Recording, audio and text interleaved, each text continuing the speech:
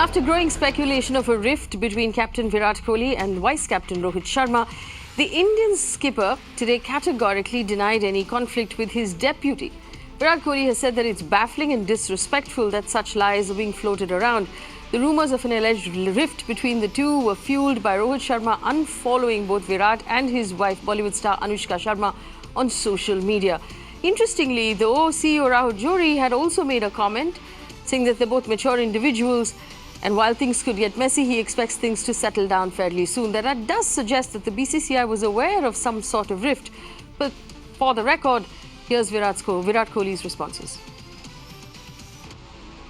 तो सुनने में तो बाहर से ही मिलता है। तो अगर टीम का माहौल अच्छा नहीं होता तो जिस तरीके से हम खेल रहे हैं लास्ट 2-3 साल से वो चीज़ पॉसिबल नहीं है, क्योंकि मैं इस चीज़ को जानता हूं कि ड्रेसिंग रूम का जो एटमॉस्फेयर और एक जो ट्रस्ट फैक्टर और एक जो माहौल है वो कितना ज़रूरी होता है इंटरनेशनल क्रिकेट में सक्सीड करने के लिए। तो अगर वो नहीं होती चीज़ तो मुझे नहीं लगता आज हम इस पोजीशन पे होते वर्ल्ड क्रिकेट में। और जो हमारी जर्नी रही है नंबर 7 से नंबर 1 तक और ओडीआई क्रिकेट में इतनी कंसिस्टेंट परफॉर्मेंस, T20 में भी हम स्ट्रांग रहे हैं, वो कमराडरी और रिस्पेक्ट और अंडरस्टैंडिंग के बिना नहीं हो सकती। The way this team plays, no individual is bigger than the game. Not me, not him, nobody in the team. And the way they play is in the interest of the team. And you cannot have the kind of consistency across all formats if you have, like you mentioned, rifts or divisions or whatever. It is not possible. You know, so when you play on the cricket field, in that dressing room, I have been part of it for some time. And none of that nonsense there. Well, I'm joined in the studio right now by Alan Sippy, former cricketer and commentator and observer of cricket right now. Alan, good evening. Thank you for joining us. Is there a rift? Well, as far as this, Virat Kohli and Ravi says, there is no rift, and we have to believe them because this is what they're saying. But heaven knows what else is happening. Well, I heard what they said as well, so did the audience, but you obviously know more. No, I don't really know more, Faye. I don't want to get into something which I really don't know. But according to me, if there was a rift, right, and I'm going to say that if there was a rift, there's only this kind of rift will be because there's two egos, right?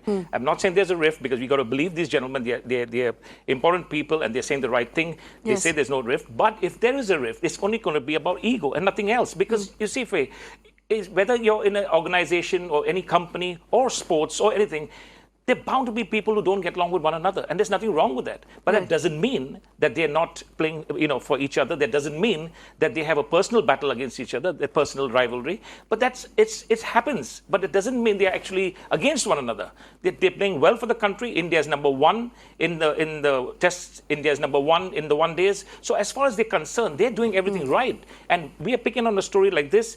Whether there's a rift, I mean, they say no. We got to believe these gentlemen. All right, I just want to bring this up, and this is a report on India Today that says, in an attempt to douse the fire, CEO of BCCI, Rahul Johri, actually made a statement, and I quote, he said, in today's age, when support groups get involved, things can get messy. Both are mature individuals, and things should be on track after being spoken with.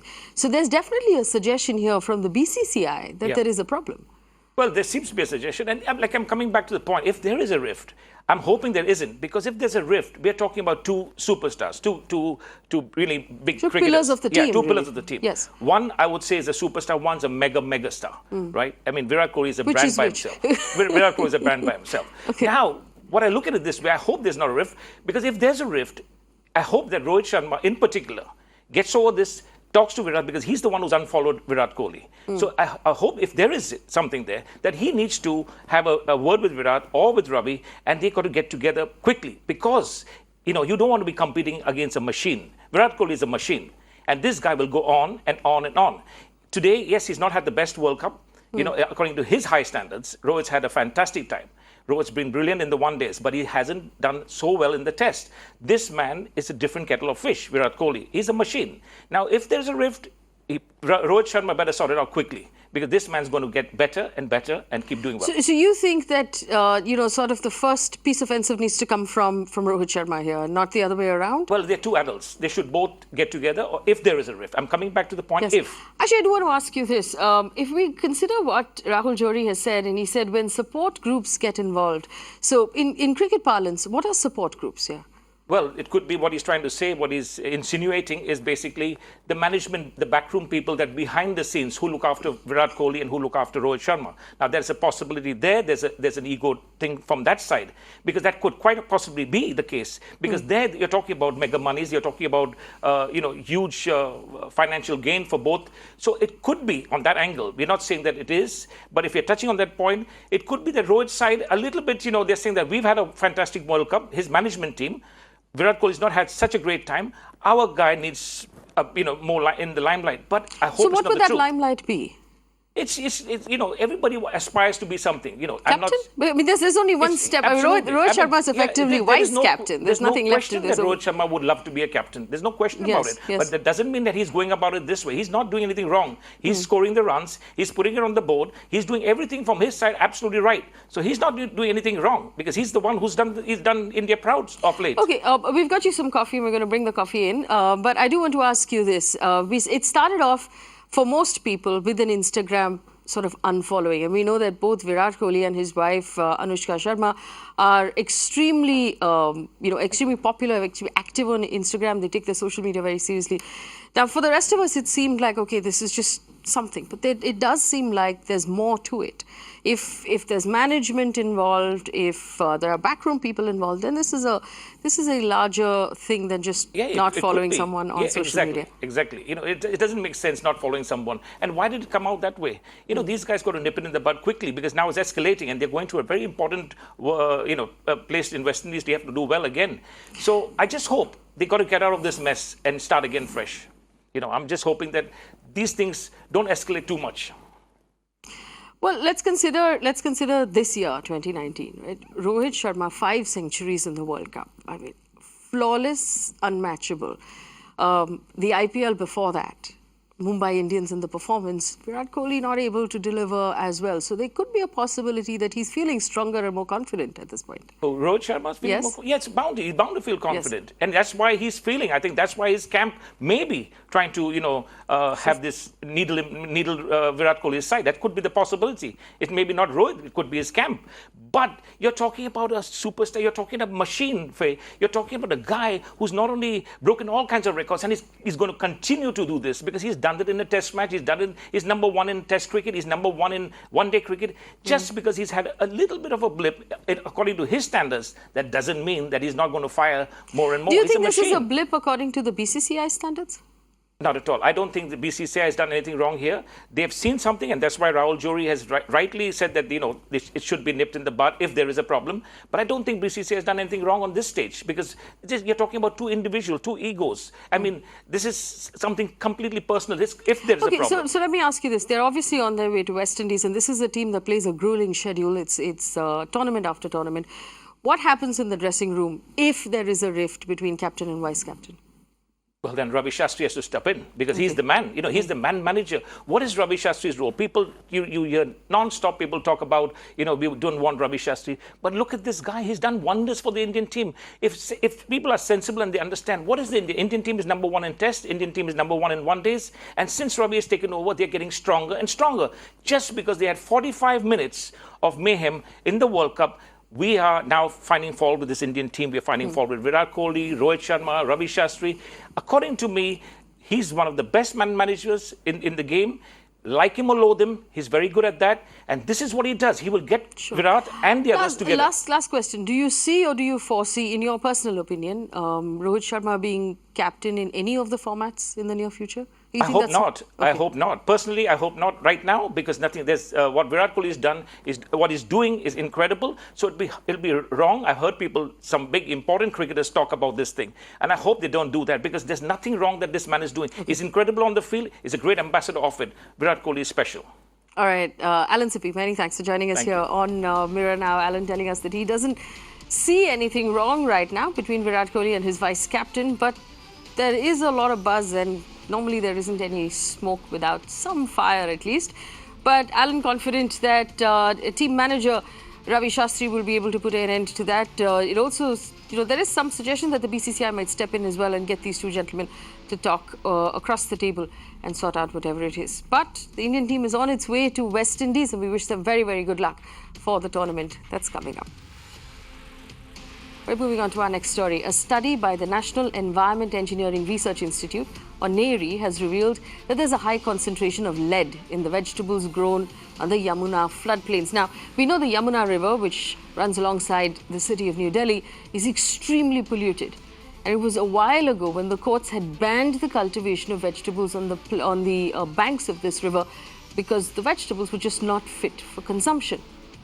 Well, a study has now been conducted in February this year that finds the vegetables consumed over a prolonged duration in the city of Delhi are coming from the Yamuna floodplains and can cause diseases including cancer and damage to blood and vital organs.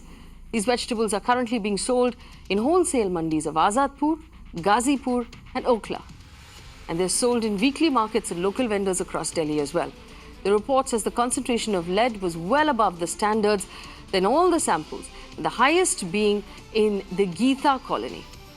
In general, the different heavy metals are found in higher concentrations in fields of the river Yamuna compared to other areas in the Yamuna River. In fact, my correspondent Ayushman standing by in New Delhi. Ayushman, would this cause a great deal of concern to the people of Delhi, because the mandis that you've talked about, these are obviously key mandis. So when someone, let's say from South Delhi, goes to what they call a farmer's market to buy sabzi directly from the farmer, could they be buying vegetables that cause cancer?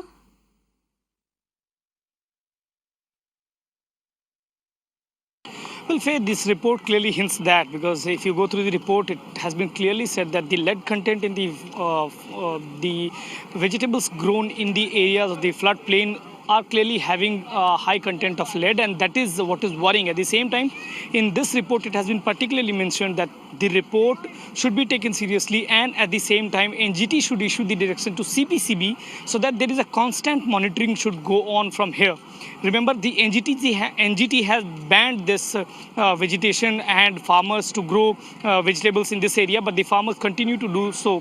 When we went to the farmers, they said that they indeed find water a bit turbid in color, and at the same time, they say that they cannot use that water unless it is filtered. Now, this water is being supplied for the farming, and we have seen in several parts of Delhi, industrial effluents is being used for providing in the crops, and that is why the farmers say that often we have seen that the water which we supply is not good for consumption. When we tried to talk to the officials concerned, they said that there is a chance that people who consume these vegetables can have certain disease. At the same time, in this report, they say that if NGT goes on to form a committee which should look after this, only then we can find that these all vegetables which are being grown in these areas should be banned for the time being. But it is also being recommended that these tests should take place on a certain period of time in certain durations,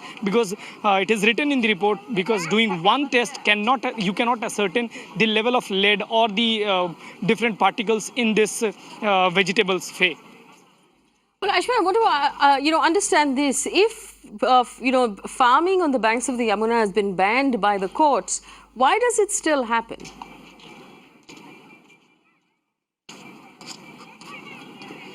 Well, that's an important question which we even asked to the DDA officials as to why this farming is still going on in this land, which where the NGT has said that there should be no farming. When we talked to the farmers said that initially there was an instruction that no vegetable will be grown in this area. But these are the migrant farmers who are from UP and Haryana. They have come out here and they are paying some wages to the people whose lands are there, and they are growing vegetables. At the same time, when we talked to the DDA as to why they are not evacuating that land, they said the matter is sub judice in the Supreme Court, and it would be coming, the next hearing is in October or November. Till that time, they have said that they have given 6 notices to the farmers, but every time there is a court notice, and that is why they cannot evacuate this land. The Delhi government has got no jurisdiction over this land. The DDA says they have tried their best, but unless and until this case is in the Supreme Court, they won't be able to tell the farmers to vacate this land. This is what is the official stand is there. The NGT has clearly said that farming should be banned, but still the farming is going on, and these reports have come previously also, and this time the report is no different. The vegetables grown in the Yamuna floodplain have got high amount of lead in it. All right, Ashwin, thank you so much for bringing us that very important story to our viewers in Delhi. or to our viewers who have family members in Delhi, this is the most worrying thing. The fact that the Yamuna is extremely polluted, that you already knew, but there are vegetables being grown on the banks of the Yamuna which have high lead content. That's all we know so far, because they need more testing to find out what else is in those vegetables, and they're finding their way to your local markets. So unfortunately for us as citizens, it's very difficult to tell the difference from vegetables that are toxic by just looking at them. We hope that the government steps in and does something to make sure that these vegetables don't find their way into the market and onto our children's plates. But this is the truth about Delhi. Toxic air that's killing everyone, and now toxic vegetables, toxic water. No solutions from government whatsoever. We hope the Delhi government at least takes note and steps in. There needs to be further studies done on these vegetables. The ban on farming on the Yamuna plains has to be enforced properly, and one needs to make sure that we're not poisoning our children every time we tell them to eat their vegetables. Well, you remember, viewers, that a few weeks ago we brought you a terribly depressing story about a young doctor who had committed suicide during her residency in Mumbai's Nayar Hospital. Now, this doctor was from a scheduled tribe, and it was alleged that her seniors were bullying her because of her race. Now the charge sheet has come up, and it appears that hours before her death, Dr. Payal Tadvi was being taunted and tortured by 3 senior doctors, Dr. Hema Ahuja. In the last conversation between Dr. Tadvi and Dr. Ahuja, we are now accessed. It shows clearly the kind of treatment that was meted out to the doctor. She was called all kinds of names. She was told that she wasn't allowed to touch patients because she would infect them, given that she was a tribal. She was asked to leave the delivery room, according to a witness, because as a tribal she couldn't possibly add any value or deliver a baby. And besides the horrific torture Payal had to endure, what's glaring is that the hospital maintained a stoic silence through all of this, and no action was taken at all.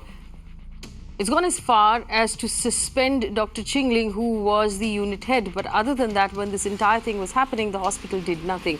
In fact, Payal's mother said she'd complained personally to Dr. Ling twice and to the hospital 6 times. But all of the complaints were dismissed. On the screen, in fact, will be details of that conversation we have accessed. But joining me right now, John Dayal is a social activist, Sujay Kantawala is a senior lawyer. The question that we have to ask this evening, it's a very depressing question, unfortunately. In the city of Mumbai, that we consider to be cosmopolitan and modern, there obviously exists a terrible, terrible kind of casteism that most of us pretend we don't live among. John Dayal, we talked about this the last time this story had come up. The kind of things that are being said or were said to Dr. Tadvi. Let's also not forget the fact that after she wrote her suicide note and she hung herself in her room, someone disposed of the note, deleted details from her phone before the police could find them. So they were obviously people who were bullying her, knowing it was against the law. Mr. Dayal. No, it really has nothing to do with the city of Bombay. We are talking of an entire aspirational class. These are medical doctors who have studied 5 years of medicine, 12 to 13 years of school. They are in their 20s. They've been students and scientists all their life. And despite all that, they still have this class consciousness, and more than that, this caste consciousness, the purity level on which, unfortunately, traditional Indian society is built. This girl must have, I can't imagine what she must have braved when she was a medical student in the hostel, what she must have gone through. And she's a unique person. She was the first one from a tribe, from a group of people. What aspirations were riding on her petite shoulders? And that is to be recognized when we discuss the enormity of this crime. It is not a ragging in, say, in my old college, St. Stephen's, or any of the fancy colleges, where equal groups bully each other on the basis of size and occasionally on income. This is the thing that is coming out in these young women from the inside, because they haven't learned a thing 5 years of medicine, 1 year of pre-medical college and elite schools, I suppose. They haven't learned to think of contemporary modern education, and in their hands lies the future of the country. I shudder. Well, Dr. Sujay Kantawala is with us as well. Dr. Kantawala, I don't know if my team has already shared the details with you. There are phone conversations and a suicide note, but worse still are the witnesses and the notes that the witnesses have given, the statements the witnesses have given to the police. So a 36-year-old female grade staff person who was present inside a labor room basically says in March 2019 at 9:30 a.m., Dr. Payal was checking a patient in the labor room. There were 2 or 3 more patients in the labor room at the time. Dr. Hema and Dr. Bhakti came in. Dr. Hema said to Payal, "Ye आदिवासी जंगली, तू इधर क्यों कर रही है? क्या कर रही है? तू डिलीवरी करने लायक नहीं है. तू हमारी बराबरी नहीं कर सकती." Now, here's my question. There are obviously 3 different laws that apply here. 1, abetment to suicide. 2nd, bullying and what we call ragging. And 3rd, the SC/ST Atrocities Act. Will all 3 apply, Dr. Kantawala? Yes, because the charges are in the 1800-page charge sheet. The charges are vis-a-vis the facts on all these aspects. But to add to what Dr. John Dayal just said, he is absolutely right. And this is an endemic problem. This wolf pack decided that this girl was an exceptionally brilliant and hardworking girl, and let's just eliminate the competition.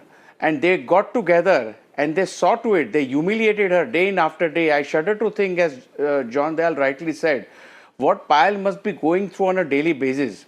And one very important thing for our viewers to note, Faye, is this, that despite the opposition by the defense, the Honorable Judge in the Bombay High Court has directed that the bail hearing will be videographed. And that's a first of sorts as far as the Mumbai High Court is concerned. Because normally it's for trials, but here the Honorable Judge has said that I am going to go by this provision, I am going to go strictly by the letter of the law, and I am going to order that the entire bail hearing is going to be videographed. Because at a later stage, since this is a unique case in its own way, where you see educated people who are working together, they becoming a wolf pack, and then seeing to it somehow or the other that they eliminate competition by driving a person to commit suicide. Now, these facts are so horrific that the videography of these arguments made by the special prosecutor, in fact, the Payal's family has also engaged a lawyer, and there is a defense lawyer. So all these arguments are going to be recorded, and this is going to be a precedent of sorts for times to come. Also, this is a warning to all such people who are going to enter into such kind of a heinous conspiracy or even intend to do something like this. They don't do this, because if you do this, you will face the harsh acts of the law. This is very important, and it will be interesting to see as to how and on what basis this pans out. John Dayal, I want to ask you this, and I just want to read out more of this to my audience, because urban Indians should recognize this is what happens. A 39-year-old female grade 4 staff of the hospital accused the 3 doctors of bullying Payal, and they have said that, "I have actually heard these doctors telling Payal, you are from the scheduled tribe, don't touch the patient, you will infect her. I've seen Payal crying on many occasions after being yelled at." Dr. Hema was very inhuman, says a 48-year-old female grade 4 staffer. Dr. Hema used to call Payal a witch, and another colloquial term that effectively translates to prostitute, in front of parents. "Kamine, tujhe akal nahi hai, agar tujhe akal hoti to aisa nahi karti." These are the kind of things that were said. Now, John Dayal, there's this, the reality of a lot of the education institutions, especially the elite institutions for engineers and doctors, is that the general category looks at those who come in from the reservation category as people who have taken a shortcut, or people who don't deserve to be here but have only gotten here because of the reservation. That's the base on which all of this bullying begins. Where is the solution to this? How do we solve for this problem? Because this is not the first suicide. No, and Yes. No, and nothing could be further from the truth in both the arguments that are presented here. Let me first handle, because urban people are watching and they don't know who the tribals are. Yes. The tribal girls deliver their own babies and the sister babies in the field, in the jungle. And the mortality rate out there isn't particularly higher than the ones in India's slums. Maybe in many areas it is lower. They're experts at what nature intends them to do. So let me handle that one again. These women doctors were terribly wrong when they thought a tribal couldn't handle a delivery room situation. Now let me come back. And this we have been saying for years, since the meritocracy movement started in Delhi. You talk of the Dalit, you talk of the tribal as if they are the third raters of their group coming in. They are the first raters of their group, winning competitions and coming in. And let me tell you, among the others, there are people who have the money, who can buy a reservation in a Chinese medical college, in a Yugoslav medical college, in private medical colleges in India, over a span of 20% marks. So reservation of money, I would say, is much worse than the reservation of the SC and ST, if you call it that, because they are the cream, the best brains of that community who are competing among themselves. And this is true also for reservations of religious minorities in certain colleges. They are the creme de la creme of their community. Do not downgrade them, do not abuse them, and above all, do not patronize them. So Jay Kantawala, there's a question that one of our viewers has asked is, what are the chances that these three accused doctors will get punishment, and what is that punishment likely to be? What's the answer to that question?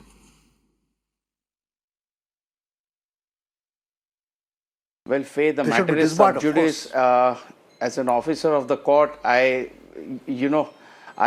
cannot speculate how the matter is going to go into trial, because the law and the jurisprudence that we have grown up with, that you are presumed innocent till proven guilty in accordance with law. So I would suggest that we wait for this trial to commence, and I hope it is fast-tracked. I hope that there is no dilly-dallying. The prosecution presents its evidence properly. The defense get a chance to cross-examine, and the honorable judge who is going to conduct the trial can easily deliver a verdict as soon as possible.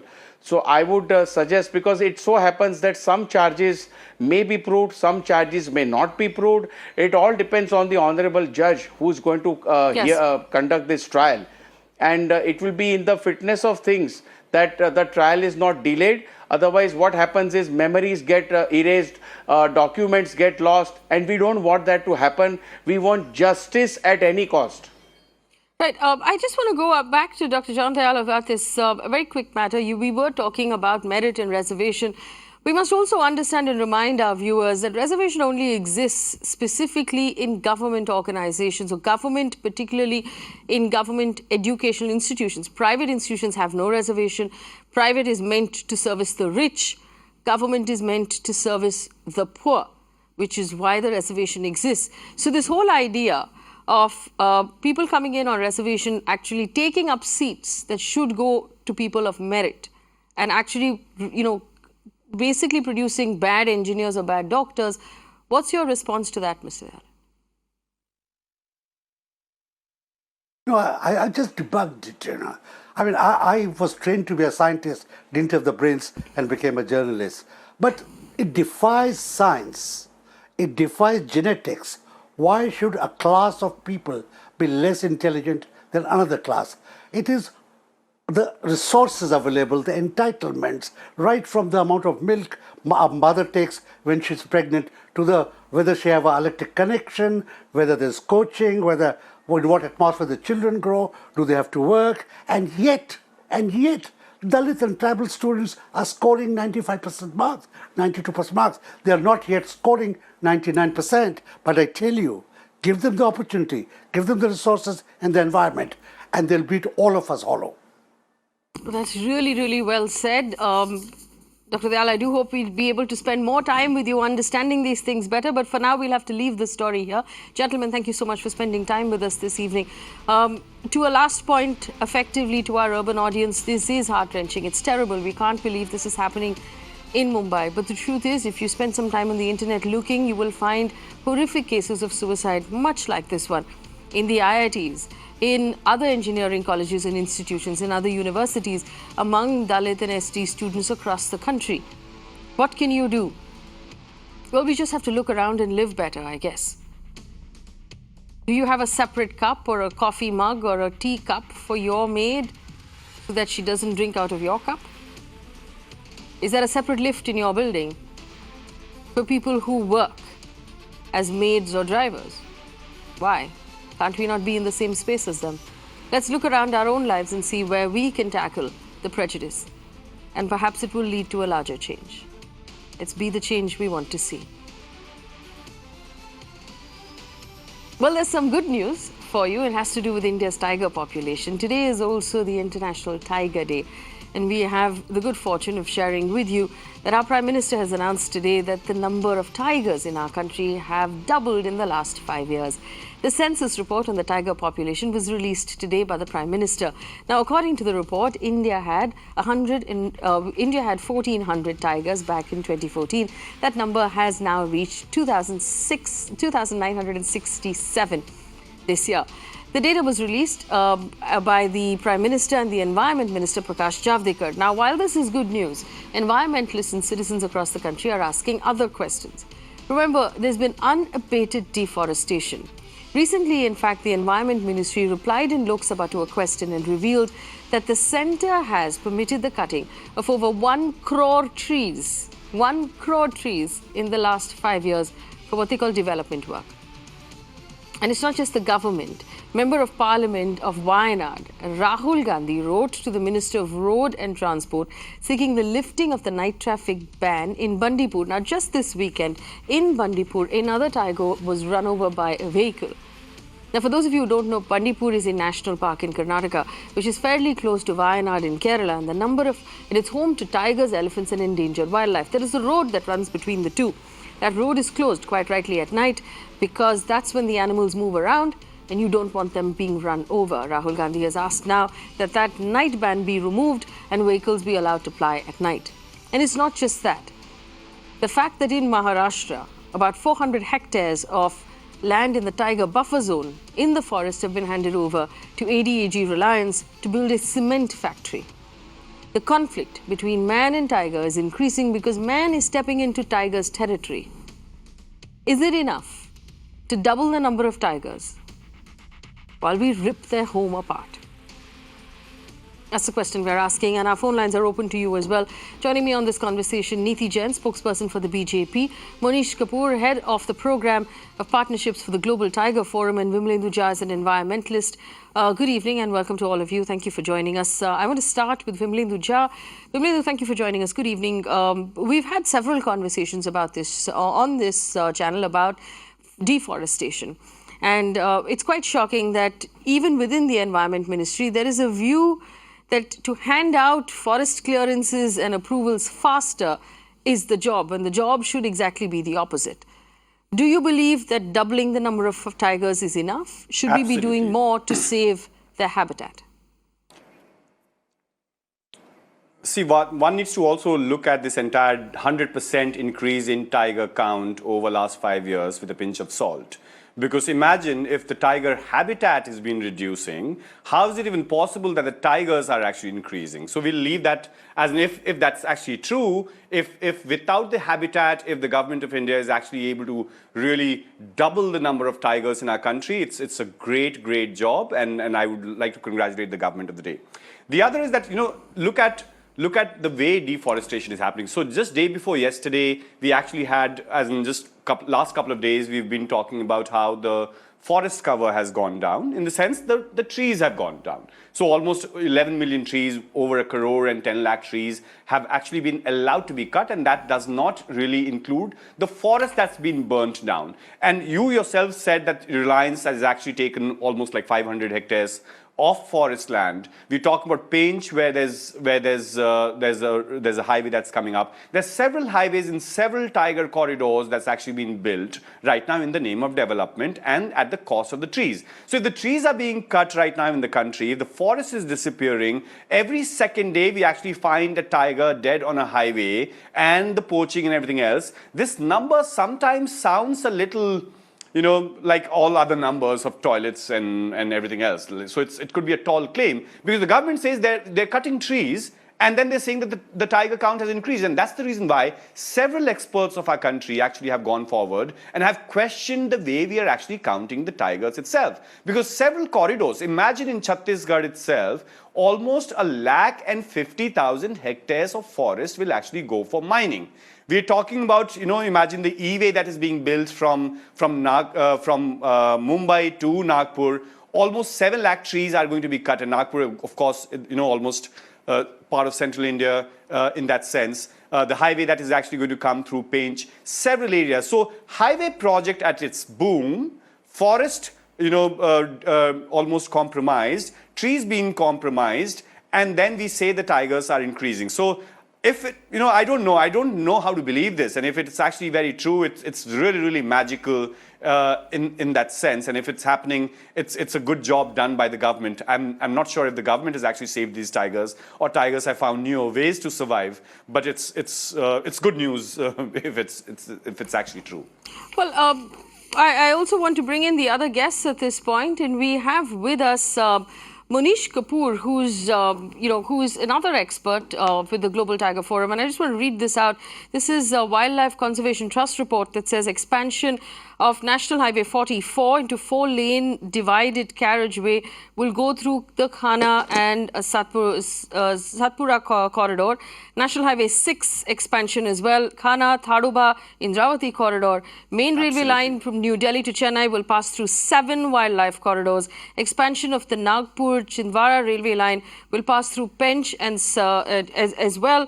We also know that Nitin Gadkari is considering expanding the road between Wayanad and Mysore that will pass through tiger territory also.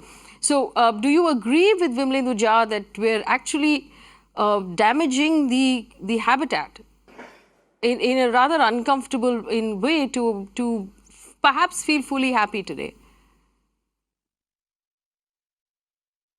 Of course, Seal, I'll talk about the census first, because it's a day for us to celebrate in a way that our tiger numbers have increased.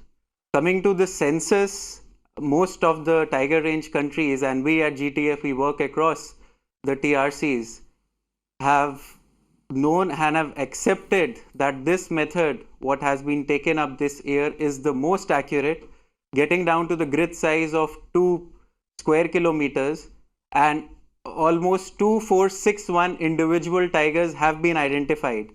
As you all know, tigers are identified through their stripe patterns. So that minimum number of 2461, that is 83% of the entire estimate.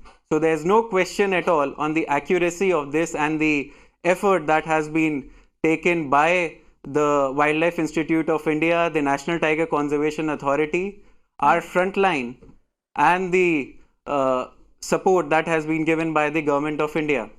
Coming to the other aspect, of course, it is a big challenge to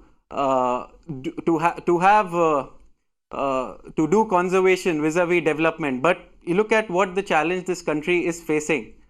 We have only 2.4% of the geographical land area, about 17% of the global human population, and 75% of tigers, with about 12.5% of global livestock. So of course, as a developing nations, the challenges and the impediments remain. So this is why we are advocating a landscape approach, where beyond the core critical tiger habitats and the corridors where infrastructure and such built up has to be done, they have to take in the centrality of the tigers in that. It has been discussed over long. There have been a lot of orders by the NGT when there has been unsustainable development of this sort to stop this. But in all aspect, I respect what the Prime Minister said during 2016 as well as today, that tiger is not an impediment on development, and conservation and conservation and development can go together.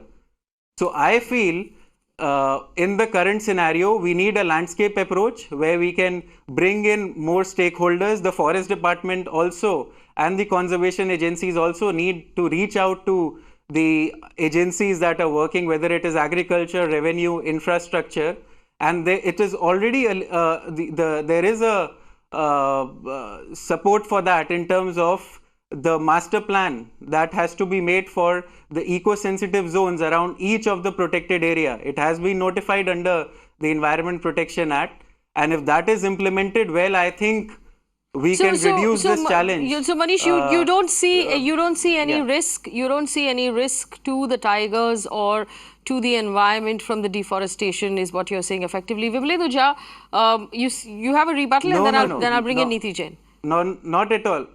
You don't see risk. All right, Vimle Yes, Dujha. as in, I think that's, of course, as in, he's a tiger expert and he's counting tigers.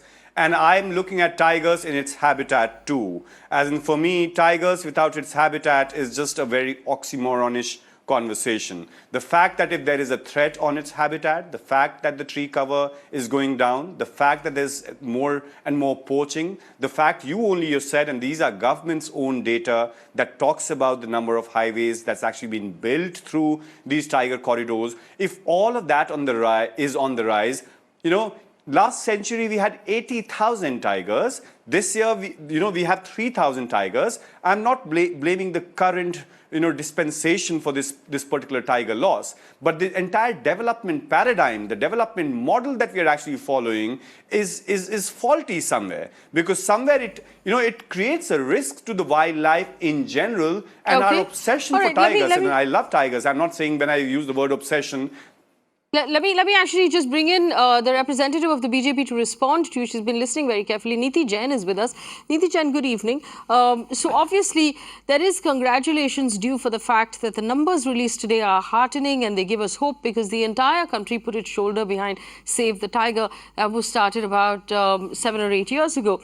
But I want you to help us understand the other question, the question of what we call development projects costing us forests. And this includes the bullet train, the various trains and the road lines that are being put through Tiger Reserve, the cement factory that's being built in Tiger Reserve, Baba Ramdev's Patanjali that has been given 400 acres of forested land in the Aravali Hills outside of Delhi. How do we reconcile these things? All right. So like Mr. Kapoor has put a lot of things in perspective, and I'll just repeat what Mr. Modi said this morning, which was that a healthy balance between environment and development is possible, and that is exactly what we're trying to do. He also said that the policies and economics, we need to change conversations about conservation, which is what the government is working towards. And you quoted Mr. Javadekar about the trees. He also said that in the last 1 year, 1% of green cover has gone up. Then there was a report on 12th February 2019 where NASA says that India and China are leading in increasing the green cover across the globe. So that is the kind of numbers and reports, if you're talking about, that is what we're talking about. But I understand Mr. Jha doesn't believe that the toilets have been built. He doesn't believe the census that has been done. I'm not sure if he'd believe these numbers as well, but that is the truth. And development is a part of what we need to do going forward. But still, the conservation has been done. The number of tigers are increasing, and this is one of, this is one of the example of, oh, all this is good, but. So that but is always going to be there for a certain section of society. But I think the numbers are going up, the green cover is looking good, and the development is happening. So I don't see where the problem is. I just want to rebut you on one point here. You did say, of course, that NASA put out a report that said India and China are contributing to green cover. Let me point out to you very clearly that they're talking about the land used to grow crops. And the increase of land used to grow crops specifically leads to the decrease of habitat for animals and decrease of forests. So I don't think that would be the right data point to actually support the argument you are making. I also want to point out that Nitin Gadkari has said very clearly that we must choose between economy and environment. He said we're a poor country. We cannot afford to keep the environment in mind. A poor country must decide how far it can go, spending money to protect the environment, to balance out development needs. So there is a view. I also want to point out to you, and this is not to do with forestation, but this has to do with coasts. No, I want to point out that in Mumbai... I want to just put in... Yes, so exactly that. The point that he is making is that if we are talking about development, we need those roads, we need those highways, we need those trains. But keeping those intact, if we're also talking about environment, if there is a government today, if there is a prime minister today who is focusing on issues like water conservation, who is talking about tigers, who's doing a show to promote wildlife and agriculture and all of those things in the country. So this is the political will that we're talking about going forward. We're talking about environment and development together. All right, let me put out some more information. I want to point out to you that in between Ahmedabad and Mumbai, the bullet train will cost us 53,000 trees. The government has accepted in Parliament that it has given permission to chop down 1 crore trees in the last 5 years. You have handed out permission to put more men and human beings inside of forests to cause, which will invariably lead to more human and animal conflict. Let's not forget about the tiger that was lynched, beaten to death in Uttar Pradesh not long ago. Tigers that are run over by trains. And we're not a Garib country. Let's not pretend to be that anymore. So nobody's saying don't build the road. But the appeal that Nitin Gadkari was responding to was an appeal from conservationists who said build a few kilometers of that road underground in a tunnel so you do not conflict with the animals in the forest. It was as simple as that, and he basically said we can't afford to do it. Build the railways, build the roads, but put them underground. It's as simple as that. But doing that or not doing that, listen, I'm agreeing with you that there is a man-animal conflict, and a lot of that reason is because we are encroaching upon those lands. I'm not disagreeing with that, but the larger point being that we need to take development. We need, like I already said, we need these development projects as well as we need the so tell me something. And quick question. One quick question. Quick question. Baba Ramdev's Patanjali factory, 400 acres of Aravali forest. What is the development that's happening there? Please tell me. What is this public good development that's happening there? I'm sorry, come again? Patanjali Group headed... Patanjali... Yes. What is the development that that needs to be... the forests need to be sacrificed for? See, I cannot give you the specifics for that. There was a Reliance cement factory that was given given approval during the Congress sector as well. So there are economic reasons, or probably there may be certain reasons. I cannot give you the specifics of every project, but again, the numbers that are showing, if the environment ministry comes out and says in the last 1 year we have increased 1% of the green cover, we are looking at the numbers. You can ask me as many specific projects and I will not have an answer ready right now on that.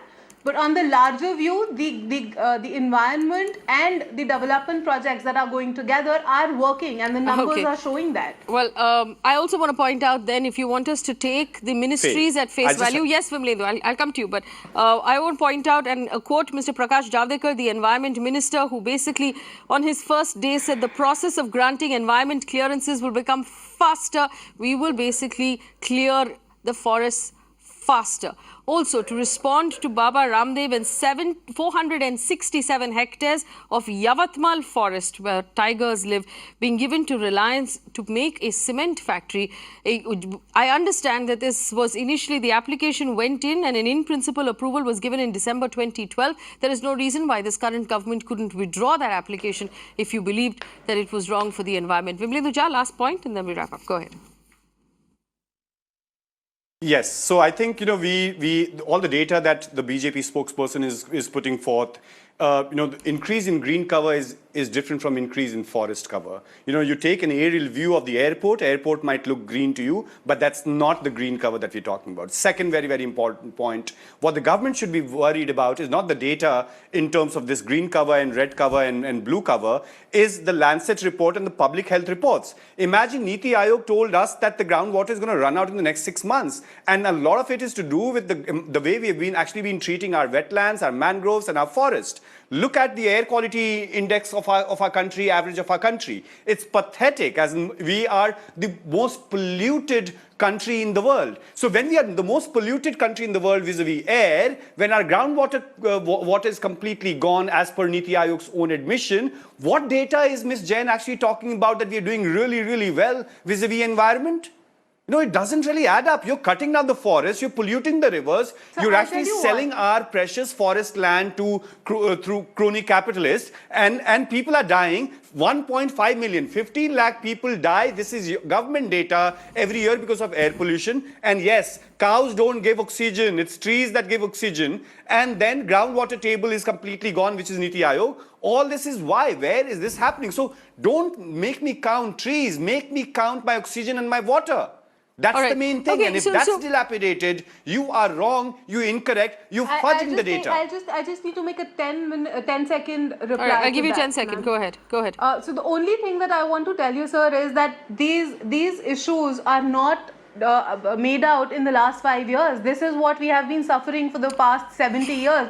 All I'm trying to say is that today we have a government who is at least talking about environment, who is at least talking about conservation, who is at least talking about issues like let's conserve water, let's do rainwater harvesting. Have you seen any government talk about that in the past? I'll grant you that point. No, one second. I've run out of time. I've run out of time. One second. I've run out of time, and I'll grant Niti Jain the point that this is a government that is talking about the environment, that is talking about water, it's talking about air, it's talking about tigers. But as we learned in school in the 3rd standard, words and action are two completely different things. We appreciate the talking. We would like to see sincere action follow that talking. Don't cut down mangroves because cities will flood. Don't compromise our coasts. And let me point out to you that the budgetary allocation to the coastal program or conservation of the coast is down 70%. Don't cut down our forests for Patanjali factories. Don't hand out our forests for cement factories. Don't put more human beings in the middle of tiger territory, which will cause them to clash with tigers more. Don't build roads and high-speed highways in tiger territory. Animals get run down. Don't put high-speed trains. Enforce the laws that say the trains have to slow down completely when they're crossing forests so that animals don't get run over. Elephants get run over and killed in our country. You can imagine how fast those trains are going. This is our responsibility. We share water, air and earth with these animals. We ruin their habitat. We die as well. It's as simple as that. What sort of a land are we leaving for our children? The government must walk the talk. We're going to take a quick break, but on the other side, you remember the case in Unnao, where a 16-year-old girl accused a BJP MLA of raping her. Her father was killed immediately by the police. Post that, she pursued that case. But yesterday, she was in a car with her 2 aunts and her lawyer, and a truck with no number plate crushed that car. Both aunts have been killed, and the survivor and the lawyer are fighting for dear life. We bring you an exclusive eyewitness sensational claim that that truck was targeting that young girl. On the other side, don't go anywhere.